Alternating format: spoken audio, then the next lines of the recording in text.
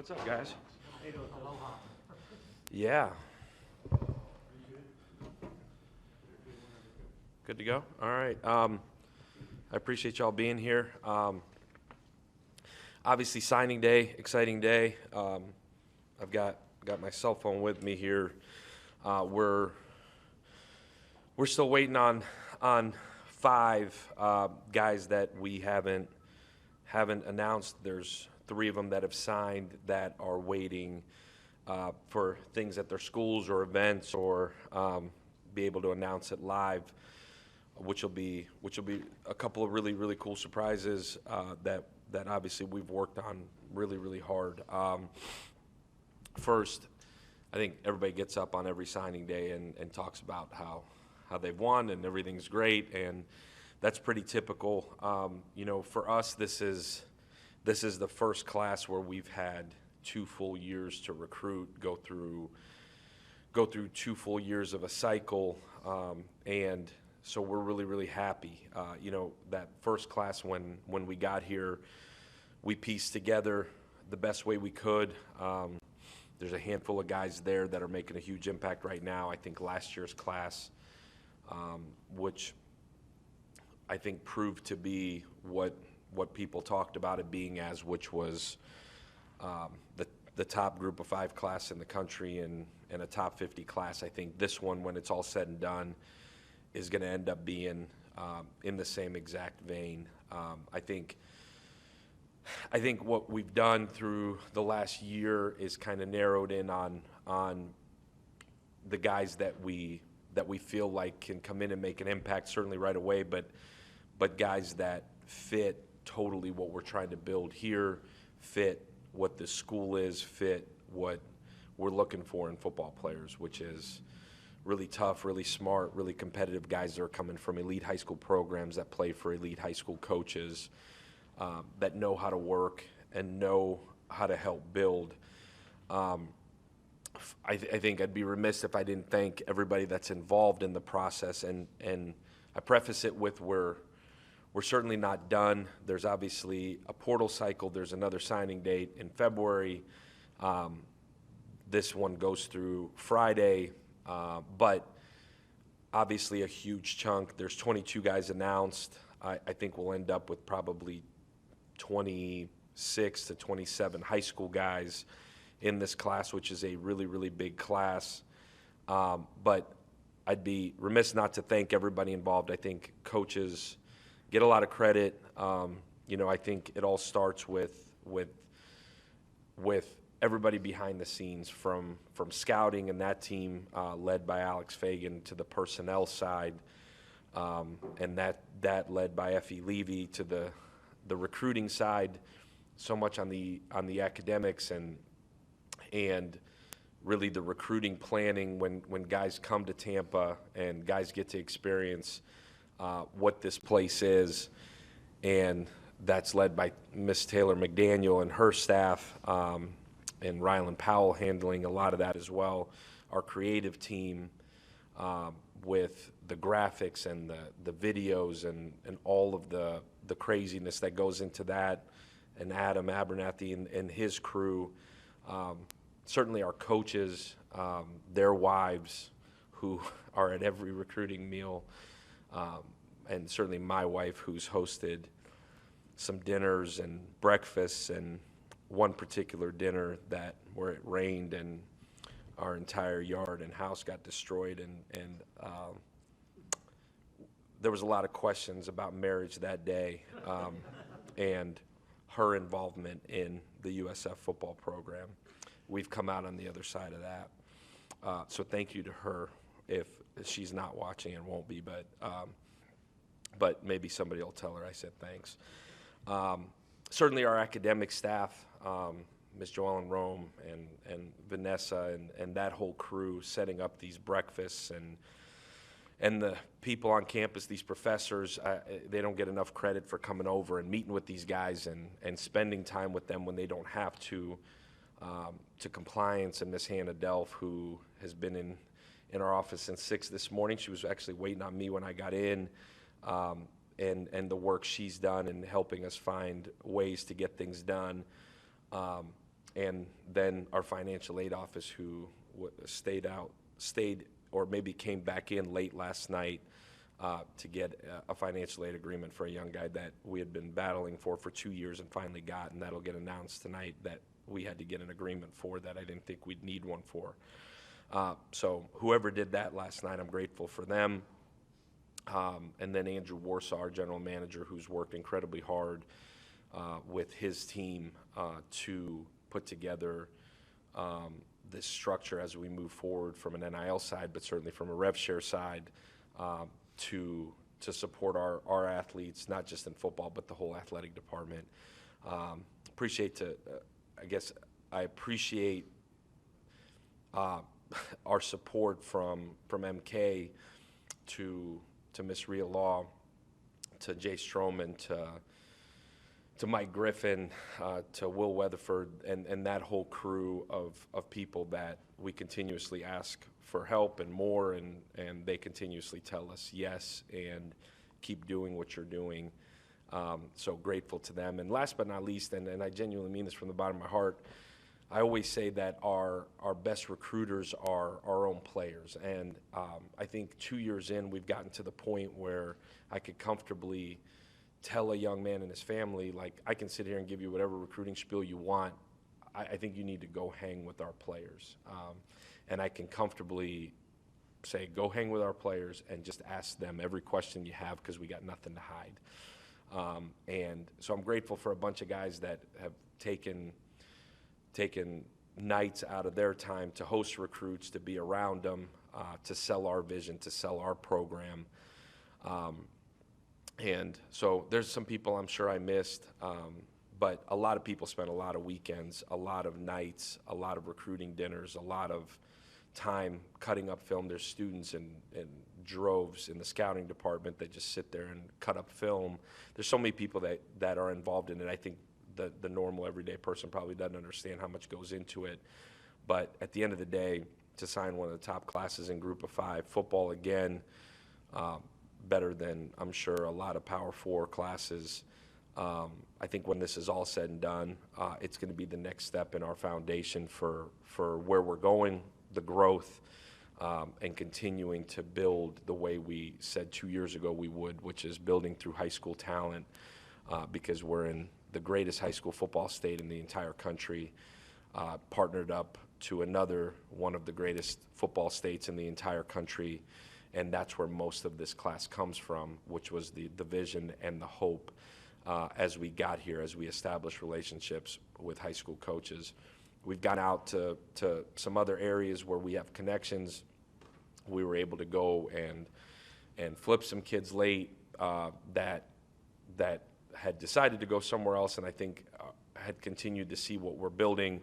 We were able to convince some guys to stay home, which continues to be one of our greatest challenges and also one of our greatest accomplishments in terms of being able to keep guys from going anywhere else. And there is, 5 guys still playing in state championship competition, whether it's the semis or a state championship game, which is really, really cool and how it should be. So I'm sure I missed some things. I'll open it up to questions, but I think more than anything, again, grateful to a lot of people that have put in a lot of work, and a lot of people that probably don't get enough credit throughout the year, but I'm truly humbled and grateful to a lot of those people.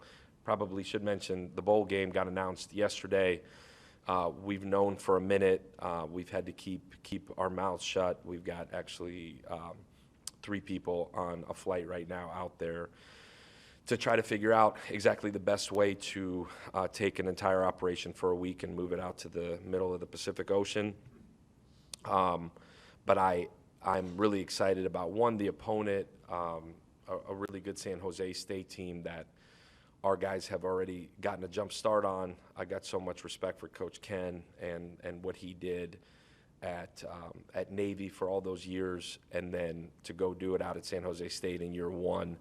I think one of the finer coaches and men in our profession. So I'm so super excited to play his team. Don't know much about the team itself, but as we've started to dig a little bit, really explosive football team. really excited for our players. It didn't end on Saturday the way that any of us planned, the way any of us wanted, and really, really disappointed in every way in how it ended. To be able to reset, go into an exciting day today, and then to be able to reset and be able to go play a really good opponent in a place that may not be the greatest thing for our fans in terms of travel, or maybe the greatest thing if, like Joey, you're looking for a Christmas present. That's a good one, right, from your boss, to say, man, I think this is what I should be doing with my family for a week, is cover the Bulls. I think if you need help, let me know. There's some teams in our state you don't have to cover during this time, which will be good too. But big picture for our kids to be able to go to Hawaii for a week and, one, continue to grow, develop, relationships continue to grow, develop as football players, but honestly, in a lot of ways, when you unwrap all of this, to be able to experience something that a majority of them won't ever in a lifetime, just like a majority of us have not, I think is a really cool experience. I'll say it again, the standard is not to win 6 games and go to a bowl game here. It is the next step for us, is to continuously be playing in December, to continuously be practicing in December. I think we're going to have 6 of these signees will be here for bowl practice. But to continue to be able to develop guys as we go. There's a bunch of guys that redshirted this year that are going to get about 14 extra practices when it's all said and done, which is monumental, absolutely monumental. We're going to be able to go do a bunch of activities together. Whatever those activities are, it's time spent together building relationships, building bonds, and building a culture within our locker room, which we have to continuously build on. So a lot of really positives, a lot of really exciting things. I think we're at a point in our program where, as I'm having my exit meetings and having my meetings with these guys, as our assistants are having meetings, the question is, man, Coach, how do we take this next step?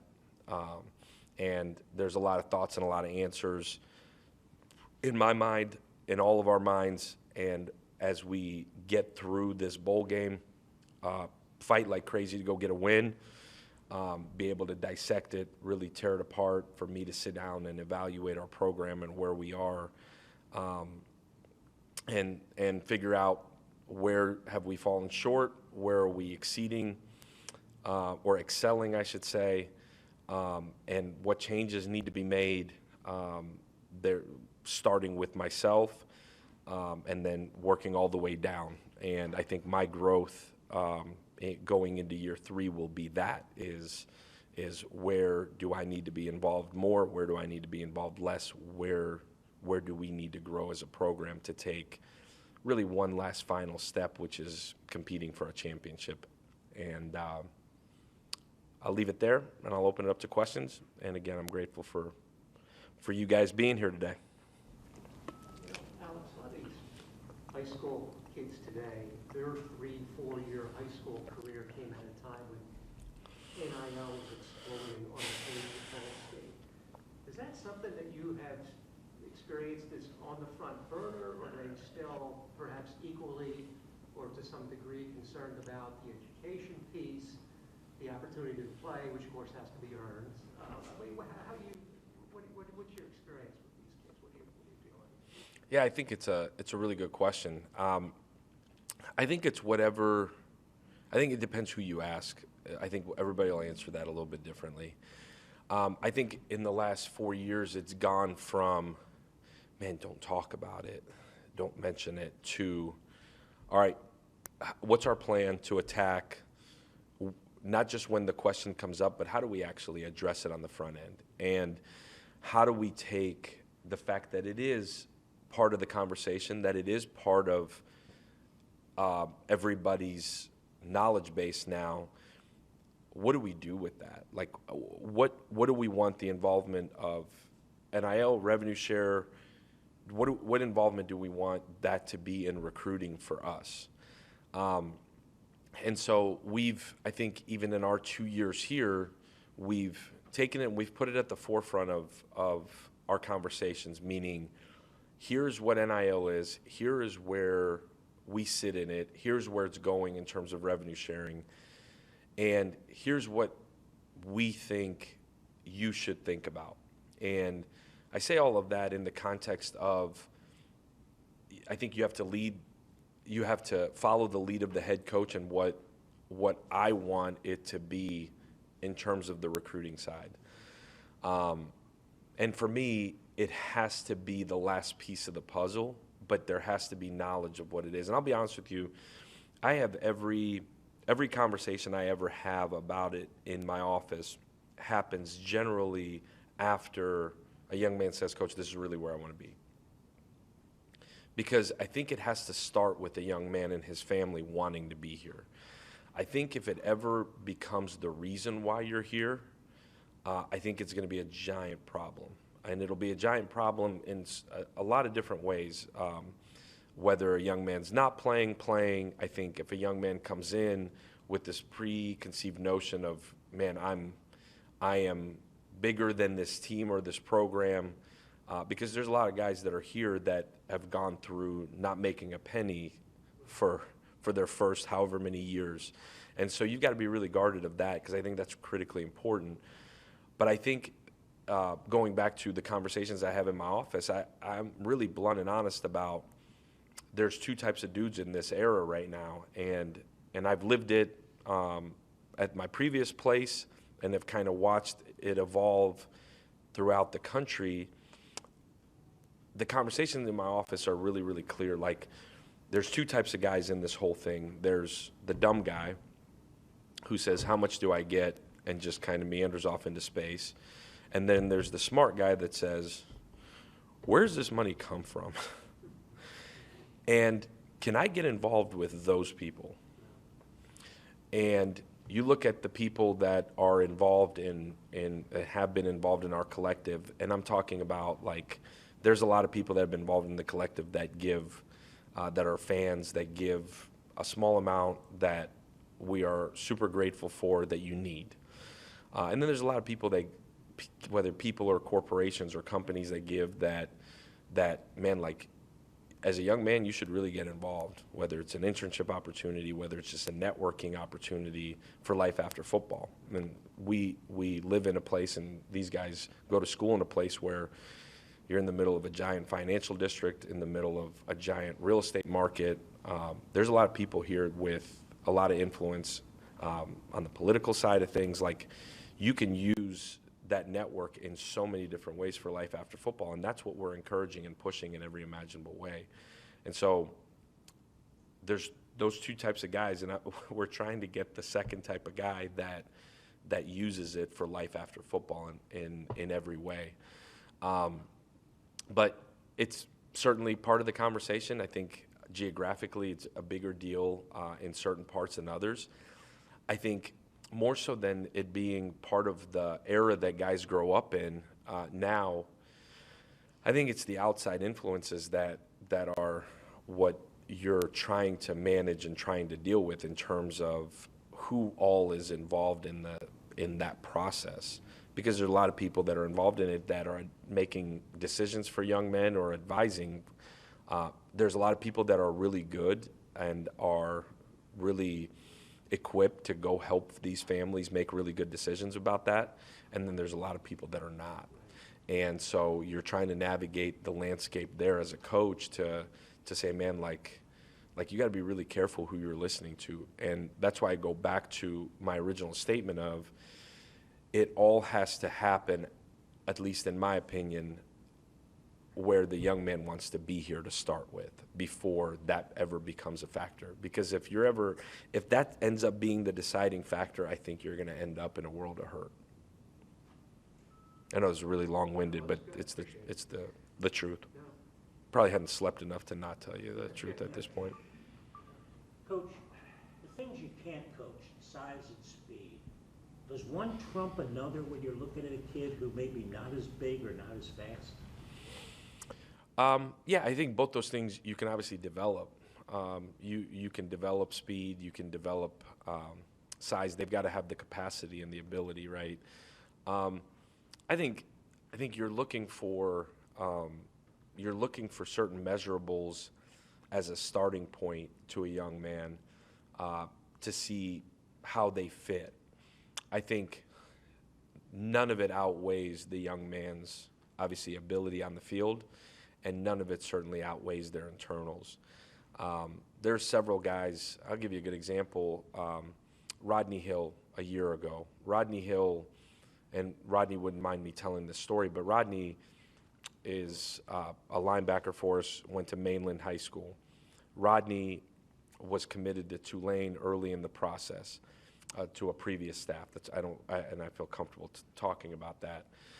Rodney committed to Tulane after going through spring recruiting, summer recruiting, and for us, the measurables are not prototypical linebacker measurables.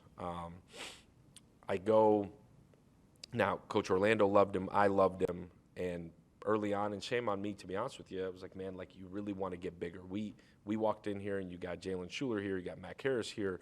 These guys got length, got size. You're like, man, I don't want to get smaller at linebacker.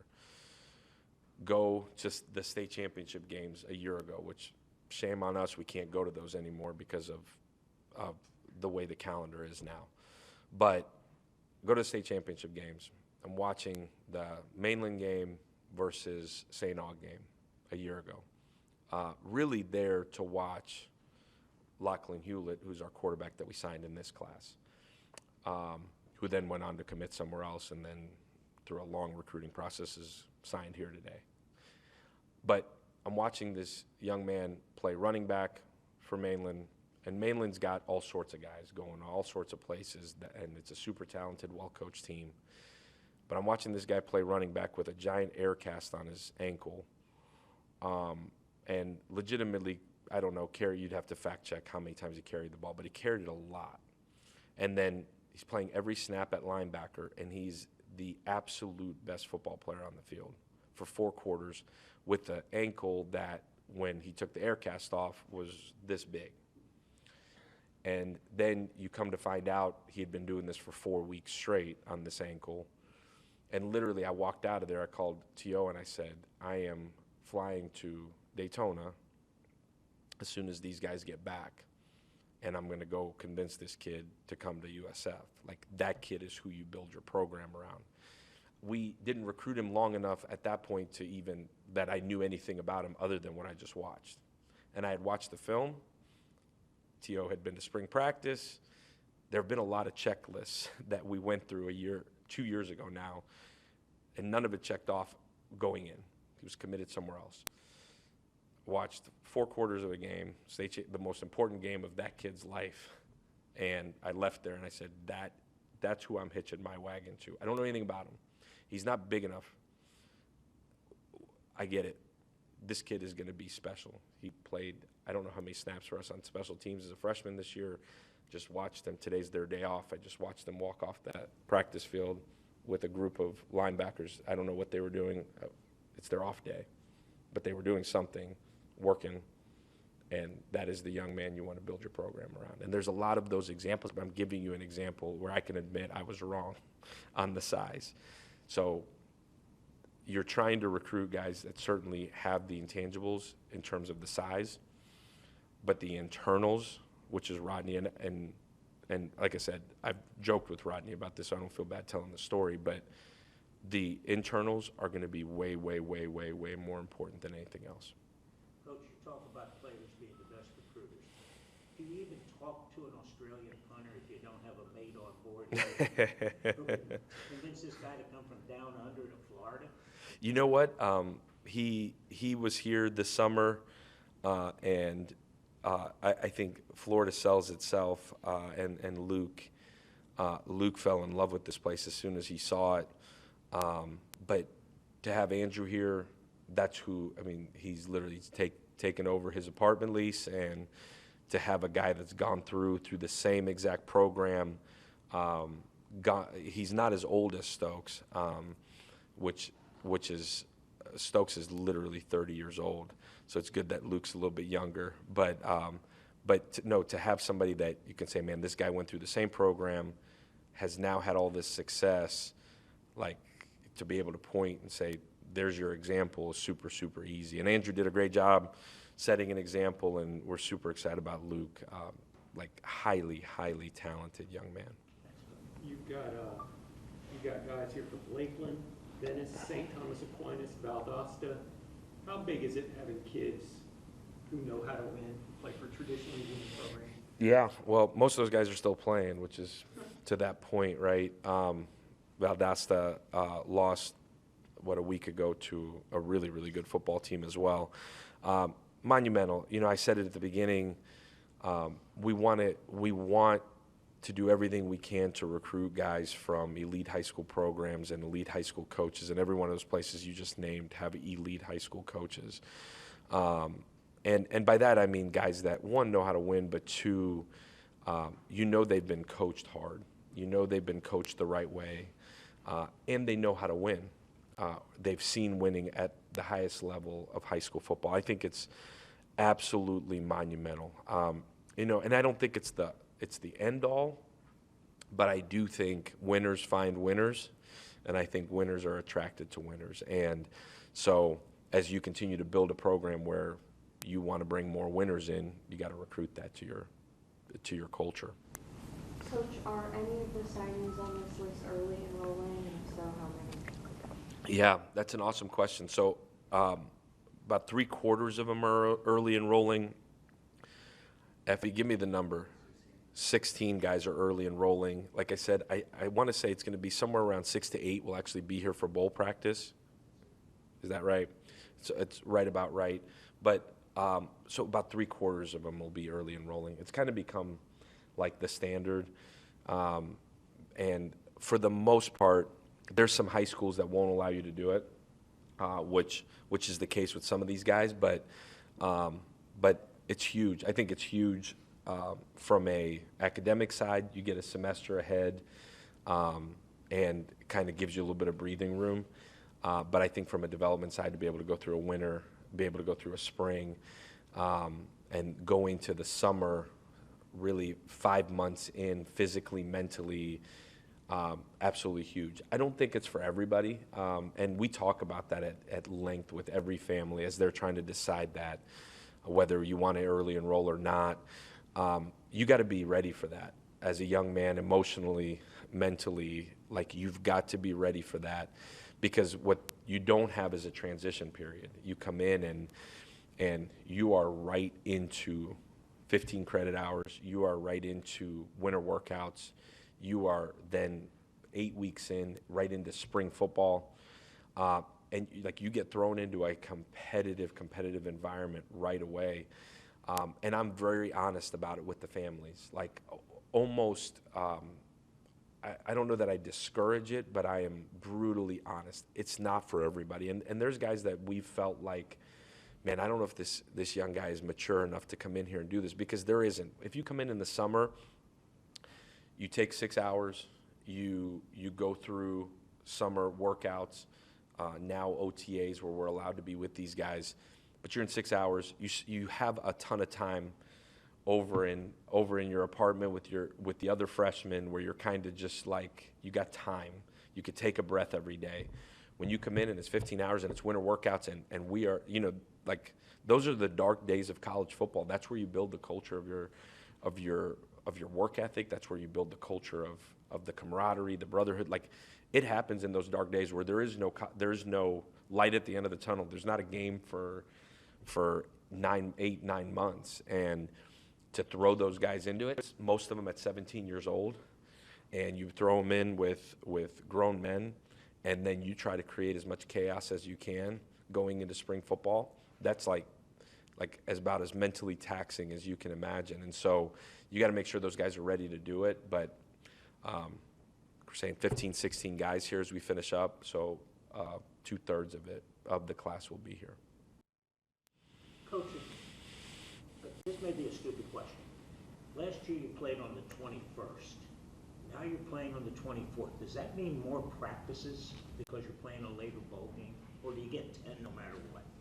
No, it gives you really a true week. You're trying to balance finals week next week with when you can get them out on the field without totally breaking them down too physically. So this week, This week we've got the beginning part of the week, they've really lifted, ran, kind of worked to get their bodies back. We'll go have 2 practices tomorrow and Friday. That'll be a lot of just individual technical work, no game plan yet, and then get a bunch of work with the guys that are redshirted or that had redshirted developmental guys. Keep those guys extra and get a bunch of work with those guys. And then you'll start on San Jose State next week. But you end up buying yourself essentially 3 extra practices in the way those dates work. You really start to work back where you get a game week, you try to get yourself an extra game week like you would on a bye week, and then you want to use the rest of that time to really develop technically primarily the young guys. But you buy yourself a couple extra practices. You're actually buying yourself a little bit more time at the bowl site too, which is critical, I think, with the time change. Coach, also, with the final days coming up with the transfer portal opening, is there any type of like methodology or when it comes to recruiting signees right now and transfers, like knowing? I don't know how to word the question properly, but is there any type of like, okay, this guy's gonna enter the portal, maybe I'll go after this guy?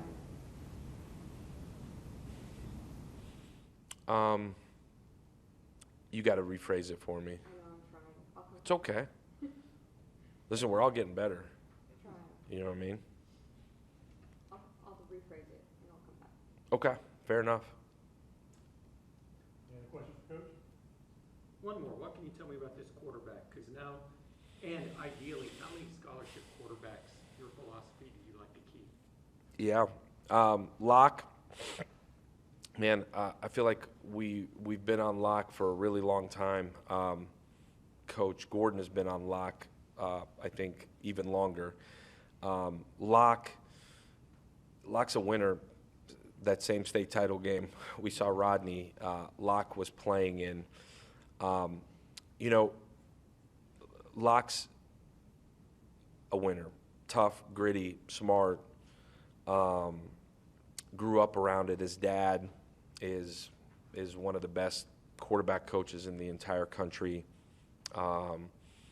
Dad's did Brock Purdy's draft prep, which is the relationship with Coach Gordon.